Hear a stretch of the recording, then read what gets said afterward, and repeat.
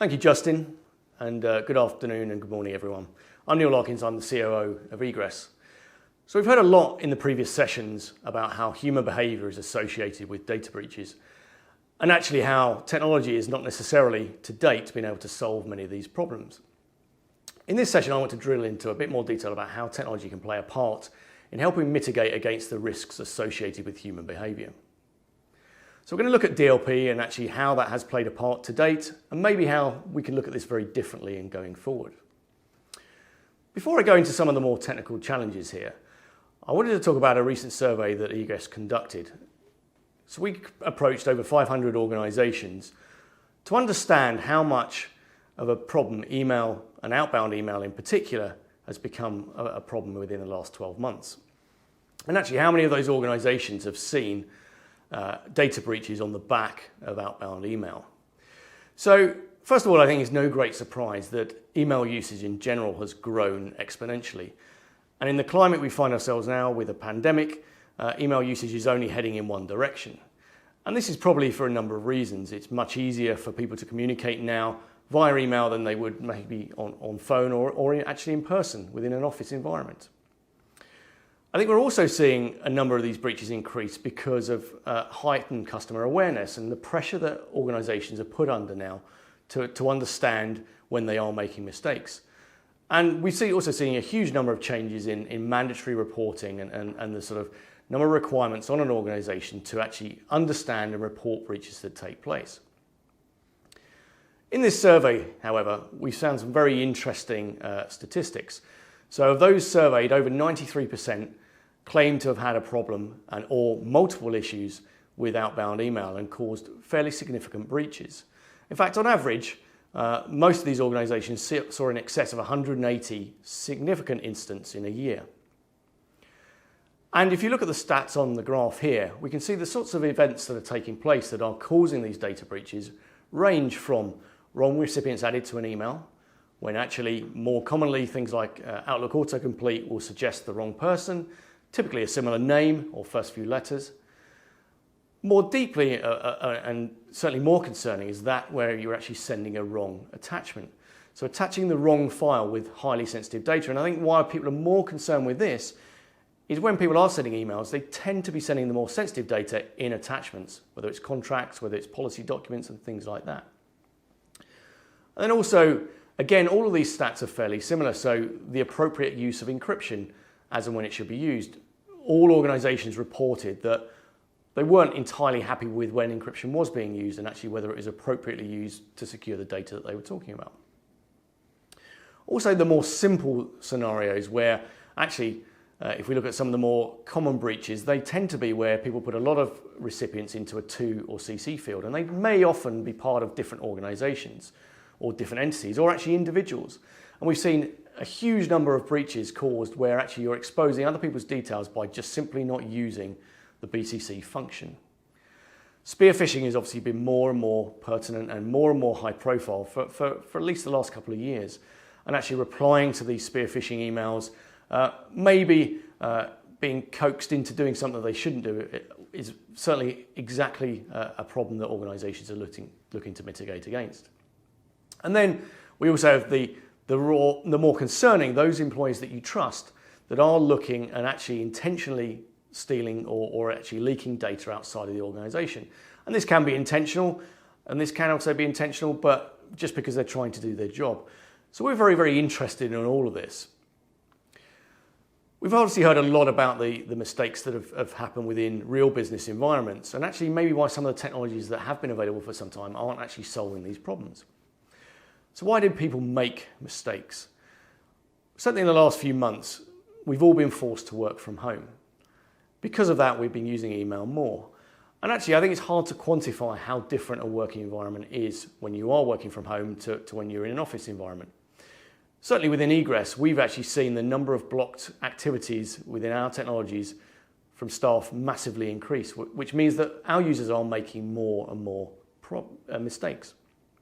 Now, could this be down to it's more distracting at home? Certainly for me, I've got kids running around and causing all kinds of distractions, but actually maybe people have the TV on in the background. Maybe they are listening to their favourite music during work environments. And again, but what we are seeing, and it's absolutely proven by fact, we are seeing more and more mistakes, and particularly within the environments that everyone's working in now.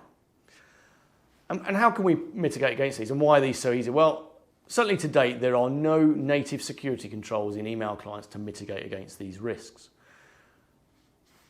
The familiar email clients are making it very, very easy to share sensitive content, and they're all focused about usability, but not about security. So let's kind of drill into a bit more detail here and understand, how we can potentially look to solve some of these problems. So DLP is a well-known term and a well-known technology that's been around for in excess of 10 years. And every entity that we speak to probably has DLP in place for many, many years, and for many, many reasons that they put them in place. But yet, all of these organizations we speak to are still seeing regular data breaches. And obviously, we're most concerned with email in this particular area. So why do we think DLP has not stopped these breaches? Well, I think it's fair to say that DLP does provide value, and I think those organizations that say DLP is kind of dead, it's not quite as straightforward as that. There are entities out there where DLP does provide very good static rules for controlling those things that are allowed or should be blocked. So it may be there are certain rules around you are not able to send sensitive data to free mail accounts or to certain organizations. And it's very easy to put rules in place that actually are sort of allow or block, and they cannot be changed. So again, DLP does do these things. However, the management of DLP from anything above the small entities is very difficult, tends to be fairly admin intensive, and actually very hard to deploy at scale. So, if you're an organization of 50 users, you may be able to deploy these technologies very, very easily. But how can you understand what different departments do, what different individuals do? And more importantly, and the thing that we're very interested in, is DLP doesn't learn or adapt to user behavior or environments. So in the last 6 months, when all of us have been forced to shift the way we work, the working patterns, DLP doesn't adapt to that. It doesn't know that I'm working in the office or at home. It doesn't know that I'm on my laptop or on my mobile device. It doesn't understand whether I'm stressed or whether I've got distractions. It doesn't understand the time of day that I'm working, whether actually I'm spreading my working pattern out across the day to facilitate other things within my environment and my working life. And that's one of the biggest things that we believe DLP, in its most traditional sense, is not addressing. So I want to drill into what we believe is kind of we're calling it the new face of DLP. So I think there's a lot to be learned from where DLP has worked over the last few years. And actually, we believe there's a lot that can be done to combine some of those traditional things that we've learned and the things that have worked with some of the newer technologies that are out there. And machine learning has obviously been a hot topic for some time now. But actually, machine learning is about putting it to use, doing the things that it's best at doing. Machine learning is very good at understanding and producing results and looking for abnormal behavior and doing all of those things. So at Egress, we very much believe that we can use machine learning to understand individual user behavior and traits. Maybe we can use it to look for anomalies, to look for adapting working profiles, to look for the ways that people change their working patterns and the environments that they're working on. And again, that's not something you could do without these technologies and these newer ways of doing things. So, the world has evolved, and it's helped us evolve the technologies that we are there and putting them to use to do things that are really meaningful and provide real value. And that's what all of this is about now. So when we talk about those latest technologies, we are talking about cloud technologies. Without the cloud and parallel processing, you cannot really use machine learning because you cannot get the responses to be able to get back to the end user to provide the advice that you need to do. Particularly on email, you cannot expect a user to wait for any kind of decision or any kind of response from an email client. It needs to react instantly. It needs to give an opinion instantly, and it needs to stop the user from doing something they shouldn't do instantly. That combined with things like graph databases. Again, graph databases are the ability to immediately get a response on an interaction, get a response and an opinion on what should and shouldn't happen. And actually, the term that we very much use is actually using contextual-based machine learning. And when we talk about this, we're actually saying to deeply understand that every individual is different, that every individual works in a different way, that every individual probably uses email in a different way, and consistently we are amazed by the different ways and the different types of environment that people are working in. So one size does no longer fit all, and you cannot say that DLP in its most traditional sense will ever deal with these kind of breaches. And the idea here is that we are continually learning, we are continually evolving, we are continually adding technology and using technology to start fixing these breaches before they happen, to look for those abnormal things. So I'm going to look at some more kind of real world examples, and I'm going to just sort of high level talk about some of the examples that we see in the real world. We touched on some of those. We heard some of those great examples in the previous sessions where actually our customers and the organizations that we're dealing with on a regular basis are saying, you know what, we've been trying to solve these problems for a very long while, but actually they're either too complicated, too difficult, or actually they cause too much friction with the end user. So when we're talking about Outlook and email, let's look at some real world examples. So in this screen here, we've got an email that's composed, and within that email, we've got various things. So first of all, we are analyzing the recipients and the domain. So we want to look at that domain and understand, first of all, what reputation does this domain have? Actually, is it a domain that's been recently compromised? Are the recipients those that we trust? Have they been seen before, whether it's by the individual or by the organization? Do we have a strong level of confidence that those recipients are the correct recipients that we should be sharing the data with? We also analyse things like the subject line, because again, that may decide whether it's a reply to an email or actually whether we're sharing sensitive information within the subject line. But actually it could give us a reasonable idea about the sort of things that we are communicating with. Even more intelligent is understanding the message body. What is the intent of this message? What levels of sensitive content may be embedded in that message body? We want to again understand whether that is appropriate to share with the recipients that we are looking at. And all of this is about giving intelligent and helpful notifications. So within our deployed customer base, we would see that most users or average users would see between 4 and 8 alerts per month.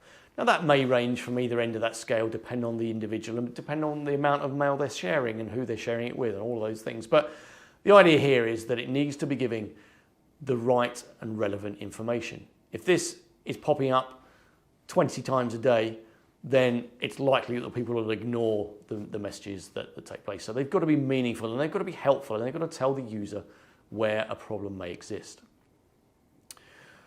And we touched on it earlier, is the importance of attachment analysis. This tends to be where the most sensitive and most important information lives in any email. So being able to deeply understand and analyze emails within an or information within an attachment is very, very important for gaining an opinion on whether this email is going to the right people or whether it's the right data to the right people. And with all of this, the decision around what is the appropriate thing to do here is very, very important. So it could be, as in the example here, just to simply block the sharing of this content. But equally, it could be requiring some level of moderation where actually we send this for initial approval before the data can leave. All of this is customizable and very powerful in terms of controlling and mitigating against these important data breaches.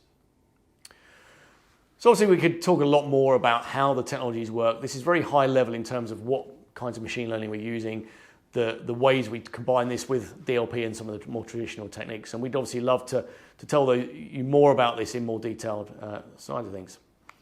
However, let me just kind of close off with a few other things that we believe are fairly interesting, and maybe for those of you watching today that really don't understand if this is a problem within your organization. I suspect most of you believe it is, but you don't know the scale of that.